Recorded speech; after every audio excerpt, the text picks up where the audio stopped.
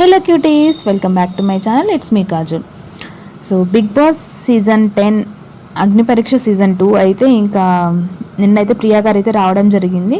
So రాజకుమారి గారికి, ఇంకా చరణ్ గారికి, అపూర్వ గారికి, వీరి ముగ్గురికి అయితే ఇంకా పోటీ పెట్టడం అయితే జరిగిందనమాట. ఒక బాల్ ఉంటుంది, ఆ బాల్ ఎవరైతే లాస్ట్ వరకు ఉండి ఆడతారో వాళ్ళైతే విన్ అయినారనమాట. సో ఇందులో కొంచెం తెలివిగా ప్రవర్తించింది అయితే రాజకుమారి అనమాట. సో అపూర్వ గారు అయితే ఫస్టే వెళ్ళడం జరిగింది. సో సెకండ్ వచ్చేసి ఇంకా చరణ్ గారు అయితే అవుట్ అయిపోతారనమాట. సో థర్డ్ వరకు ఉండేది మాత్రం రాజకుమారి గారే.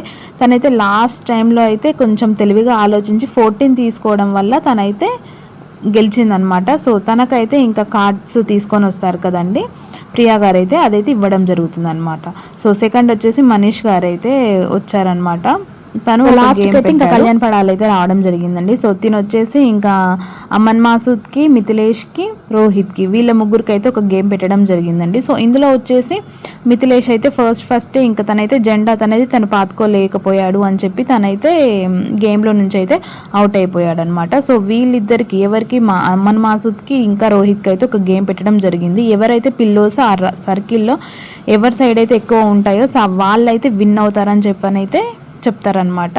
సో కాకపోతే ఏంటంటే ఇందులో అపూర్వాన్ని సంచాలక పెట్టడం వల్ల తనైతే రోహిత్కి అయితే ఇవ్వడం జరిగింది. బట్ కాకపోతే ఏంటంటే మళ్ళీ జడ్జెస్ అయితే డిసిజన్ తీసుకొని అమన్ మాసూద్కి అయితే ఇవ్వడం జరిగింది. ఎందుకంటే తన దాంట్లో పిల్లోస్ ఎక్కువగా ఉండటం వల్ల ఇంకా తనకైతే